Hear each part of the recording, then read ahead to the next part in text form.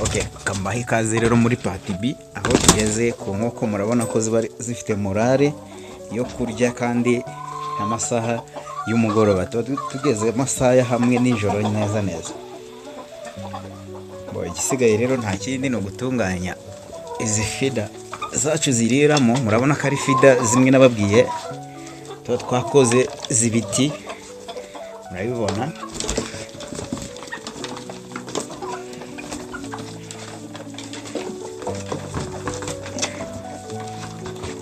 Mabwira rero kugabura azora akaba ari ubwatsi bwiza inkoko zikunda. Murabibona hano inkoko zacu zimaze kubumenyera mu kuziburya, murabibona nubwo ari ku masaha y'umugoroba, ku masaha y'ijoro, ariko urabona ko ziryana apeti.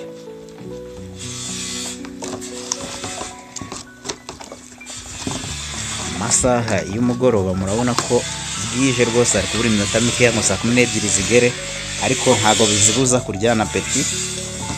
Ubundi inkoko uzifite zitera, by'umwihariko ngizi twe tuba twarakoreye ko zigomba kuba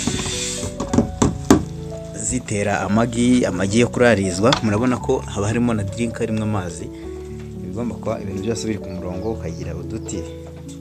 Murakabona akana k'inkoko zihagararaho mu gihe zitakirimo kurya nangwa zitakiri kuvinga. Murabona ziba zanateye ziterera hano. Murabona ko akantu zitereramo twa tuntu tuba twakoze dukoresheje ibintu biri simple, ntabwo tuba twategereje ngo dukoreshe ibintu bihenze. Harimo iziba zatereye hasi, ariko zose ziba zibizi ko ziri buterere hejuru.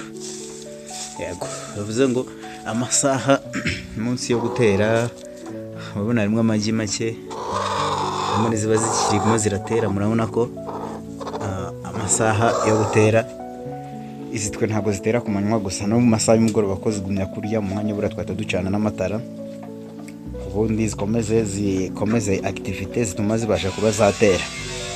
Mu kucunga neza rero hari aho zigomba bagomba gutera hano zidakwiye, ko murasize zino nkoko ntago ari inyarwanda nyirizina, ariko zose ziba zimaze kumenyera aho ziterera. Murabona ko rero nkuko nababwiye, izi ni saso nafashe inkoko zimwe nzikura mu zindi zishyira ukwazo. Murazibona hano harimo inkoko zigera muri 10 n'ingahe, arizo nafashe nzehereza amasake abana nazo, amasake 3. Hanze hariho andi masake yari yisohoye, ariko twafashe inkokokazi dushyiramo amasake kugira ngo zijye ziduhereza amagi abanguriye. Ayo magi akaba ari nayo dushyira mu mashini ikayararira. Nkuko mwabibonye hararuguru naberetse ahantu haba imishwi. Ubwo ni ukuvuga ni imishwi y'izi nkoko twaturagishije ku mashini. Andi magi ari mu mashini, ari nayo nzaberekeraho mu minsi iri imbere gari hafi kuvuka, ukuntu tuzihereza ingingo zikimara kuvuka. Murabona rero ko ya azora yacu inkoko zirimo zirayirya kandi zifite apeti.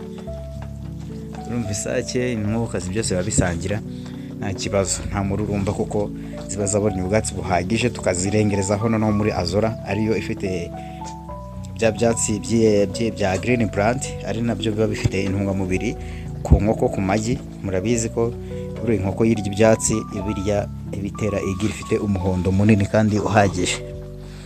Ni ukuvuga ngo rero iyi nkokokazi zacu murayibona, ino nkokokazi ishobora kuba iri muri periode ku buryo ishaka kurarira. Muzi icyo tuyikorera, dukora deworming, ariko twe duhita dukoresha ibimera. Yari rero nuko mu kiraro cyacu kiba cyifashe. Uriya mugabo mubona hari amadirishya niwe bita Modeste, ujye ubigisha rimwe na rimwe. Modeste ndawagera hano gatoya. Teho yazatwigishiriza WhatsApp gusa. Modeste akaba yihungije inshingano zo kugira icyo ababwira, ariko ku munsi wo guturagisha azabigisha. Abarimo atambuka gake gake muramubona hariya, ariko ndamuzigamye hari igihe azaza kutwigishiriza, kuko we aba hari buri gihe cyose. Ni ukuvuga ngo rero ano magi nta magi, murabona igikundo aba ari ryiza kandi igi rinini. Murabona yose ari muri kategori imwe mu bunini. Bura mu mwanya muto ya Modeste nibwo agiye kuza arebe ukuntu yayaranje, agahita ajya kuyishyira muri tray, akayishyira muri waiting room, kugira ngo amagi ari mu mashini nituyakuramo tukayashyira muri hatchery machine, kuko tugira imashini ebyiri. Hariyo dushyiramo amagi akamaramo irami minsi 18, tukayakuramo none tuyashyira mu yindi mashini kugira ngo azavukiremo. Ni ukuvuga ngo ayo akimara kuvamo aya ngaya azaba ari muri waiting condition, tuzahita tuyafata tuyashyire mu mashini nanone itangire ikora icyitwa incubating cyangwa se incubation. Ni ukuvuga ngo izi nkoko rero twazikuye mu zindi, kuko izindi amagi zitera akenshi tukunze kuyagurisha bo muri restaurant ndetse n'abana bayakeneye tuyabagurisha, ariko izi ngizi twazikuye muri zo zindi kugira ngo tuzishyireho amasake azajya zishonda kugira ngo tujye dukuramo amagi dushyira mu mashini nta mahuri ayarimo. Niyo mpamvu uri kubona inkokokazi zacu hano zabaye ngeya, gusa hanze hari handi masake abamo hano nayo nuko yasohotse, nayo turaza kuyasubizamo mu mwanya. Ariko Azora rero yacu murabona ko inkoko zacu zirimo zirayirya. Iyi nayo yatinzemo hano, katuyisohore isubire mu zindi ijye gutora. Ndabona yari yijyanye muri kondisiyo yo kurarira, kandi hano ntabwo turarira dukoresheje inkoko. Kuvuga ngo urabona naho amagi yarimo aya nkaya twashyizemo n'utuntu tw'utwatsi mo hasi kugira ngo niba iri gutera igi ritazikubita hasi ngo ribashe kuba ryakangirika, kandi ari igi turi kubaramo umushwi. Buriya ino ni isake n'inkokokazi n'ibi gutyo. Ni ukuvuga ngo umwanya rero twaza tuyakuremo tuyajyane muri tray aho tuyabika kugira ngo dutegereze kuzashyira muri incubator. Ni ukuvuga ngo rero nawe nuba ushaka kuba warariza cyangwa se waturagisha, Modeste nkuko nabibabwiye ari hanze, barimo barakora indi mashini ya kabiri yo kujya duturagiramo, keretse ngiyo ngabereka ukuntu iyo mashini barimo barayitunganya. Nkuko nabibabwiye muzamukurikira za sake nababwiraga zo hanze, dore nizi mbereke aho dukorera brooding. Ubwo ni demarage tuyikorera hano ni mu macages. Hano hari cages wa mbere, floor ya kabiri ni floor ya gatatu turi hafi kubaka, murabibona. Ahangaha murabona rero harimo n'imishwi iri hafi kumara ukwezi.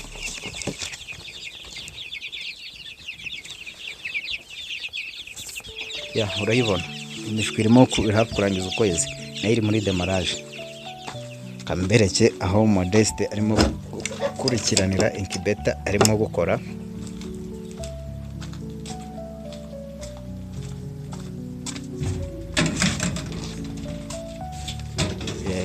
Uko nababwiye rero ahantu ho bari gukorera indi incubator izaza yunganirira dukoreramo. Urabona izina ni tray, ino ni ya tray dushyiramo muri ya mashini ya kabiri zikazavukiramo. Aha nko muri kubona aha ni tray dushyiramo amagi mu mashini nyirizina, tukagira na external covering ariyo iyi ngiyi murayibona. Ababikeneye rero mukeneye gukoresha incubator, murabona ko ari ibintu tuba twakurikiranye. Izi zose ni incubator gukorera muri muba, tugakoresha ibiti bitazapfa kwangirika bitewe n'ubushyuhe tuba twakoreyemo, naho se tugakoresha imbaho z'ibiti bitewe n'ubushobozi bwawe. Ndetse reka mbite mbageza aho gatoya, mbageze naho kuri Azora aho tuyihinze. Ntabwo byose biri kure ifamu yacu, ibintu byose tuba twarabyegeranyije. Azora rero ni ngaha ihinze murayibona.